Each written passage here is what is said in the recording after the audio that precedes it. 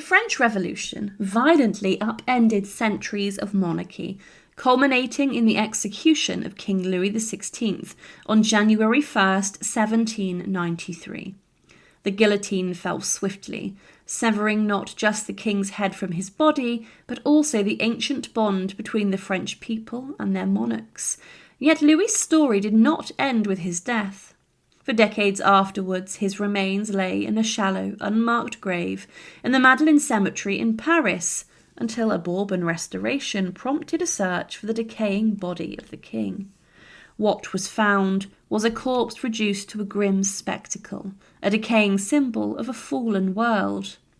To support our channel, please make sure to subscribe. The trial of Louis XVI marked a turning point in modern history. Once considered God's anointed sovereign, the king was reduced to the status of citizen Louis Capet. During his trial by the National Convention, found guilty of high treason, he was sentenced to death by a narrow margin. On the morning of January 21st, 1793, Louis was taken to the Place de la Révolution, formerly Place Louis XV, and executed before a large, silent crowd. His final moments were recorded by various witnesses. After attempting to address the gathered citizens, declaring, "I die innocent of all the crimes imputed to me," his voice was drowned out by drum rolls, and moments later the guillotine's blade dropped. Blood spurted from the neck stump as executioners lifted his severed head for the crowd to see. And following the execution, Louis's body was treated with a strange mix of secrecy and procedural decorum. His remains were immediately taken to the nearby Madeleine Cemetery, located behind the Église de la Madeleine, where many of the Revolution's victims were buried. The Madeleine Cemetery was a modest and relatively obscure burial site at the time, bordered by a wall and used primarily for those guillotined at the Place de la Révolution. It was not a site of royal grandeur or religious significance. In fact, the haste and manner of Louis's burial emphasized his fall from the throne. There was no ornate coffin, no elaborate tomb, and no markers of his once sovereign station. According to contemporary accounts, the king's body was placed in a simple wooden coffin, barely more than a crud box. The head was placed between his legs in the coffin, as was customary after decapitations, and the coffin was then taken the short distance to the Madeleine Cemetery and buried in a pit filled with quicklime to accelerate decomposition. The use of quicklime was both a hygienic measure and a symbolic act, intended to erase the physical legacy of the king and prevent the site from becoming a royalist shrine.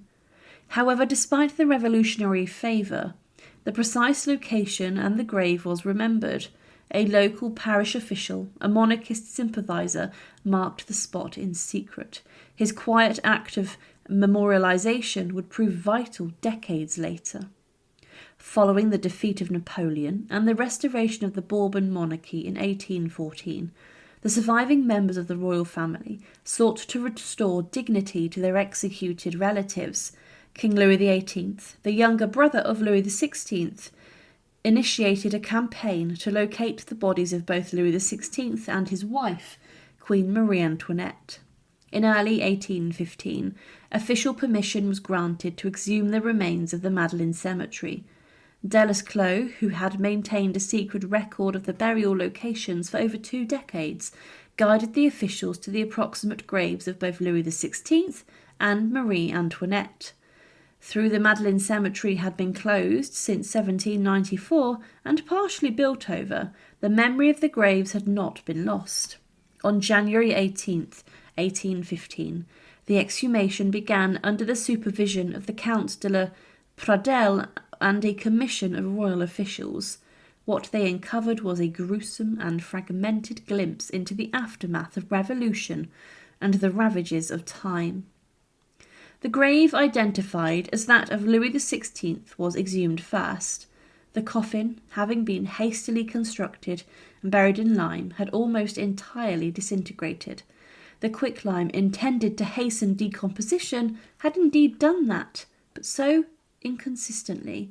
parts of the body had decayed entirely into bone, while other remnants of tissue and clothing lingered in the soil. Observers noted that a blackened human skull was found, along with fragments of bone, particularly leg and rib bones, and decaying fabric, likely from the clothes Louis wore at his execution. A small remnant of white shirt material, possibly stained with dried blood, was recovered.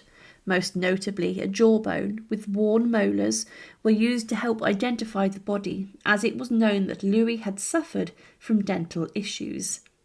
Despite the destruction caused by lime and the passage of 22 years, the arrangement of the bones and the location of the burial matched Delaclos' records. The committee concluded with confidence that these were the remains of King Louis XVI. It was not a complete skeleton, and certainly not a body preserved in any recognisably human form. The remains were partially liquefied in places and soaked into the surrounding soil. The stench was reportedly overwhelming. No flesh remained. The torso and limbs had disarticulated and the spine had collapsed. The decaying corpse was more accurately described as mortal residue. The grim physical reality stood in contrast to the reverence with which the remains were treated during exhumation. The bones were carefully collected and wrapped in white linen, blessed by clergy, and later placed into a new royal coffin. The identification of the king's remains relied heavily on the testimony of Delaclos and the physical layout of the cemetery.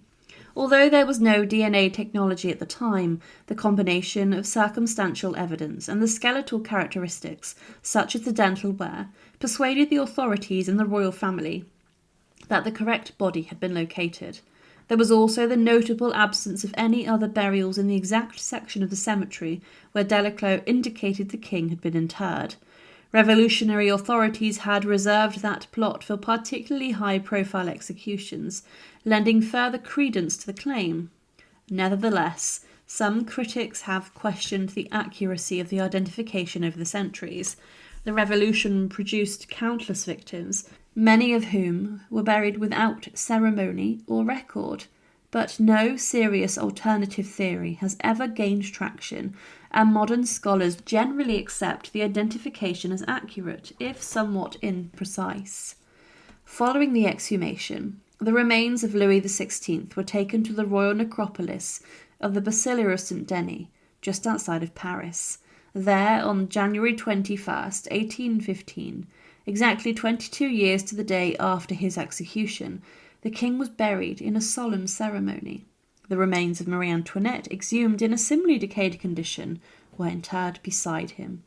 Their new tombs were constructed with reverence, marked by simple but dignified monuments. The Latin inscriptions on the tombs commemorate their martyrdom and restoration to royal dignity. The decaying remains of Louis XVI became a symbol of both the horror and the sanctification of the past. To royalists, the exhumation was an act of redemption, bringing dignity back to a murdered monarch and re-establishing the continuity of divine rule. The decay of the corpses served to emphasise the suffering he had endured and his transformation into a martyr for the monarchy. An interesting postscript to the story involves relics said to have been taken from the scene to the execution. Some monarchist supporters were reported to have collected soil and blood from the Place de la Revolution. In one case, a handkerchief soaked in Louis's blood was said to have been preserved and kept by monarchist families for generations. More curiously, there were rumours that the king's heart had been secretly removed after his death, where, unverified, these stories reflect the deeply emotional response of some royalists to the king's martyrdom. In an age when the physical body of a monarch was believed to hold divine or national significance, even his bodily fluids or organs could become subjects of veneration. The exhumation of King Louis XVI's decaying corpse in 1815 was a dramatic and symbolic moment in French history. The body of the executed monarch, fragmented, partially dissolved, and buried in obscurity, had survived the very revolution that sought to obliterate him. Through time and lime had reduced him to a macabre collection of bones and rotted cloth, His reburial in the royal crypt of St. Denis represented the resilience of royal memory. His corpse, like his monarchy, had decayed, but it had not vanished. The retrieval and reinterment of his remains underscored France's complex relationship with its past, the tension between monarchy and republic, memory and oblivion, reverence and rejection. In death, Louis XVI became more than a king. He became a symbol of a France divided by its history and struggling to reconcile with its revolutionary ghosts. Thank you for watching, and to support our channel, please make sure to subscribe. And again, thank you so much for watching.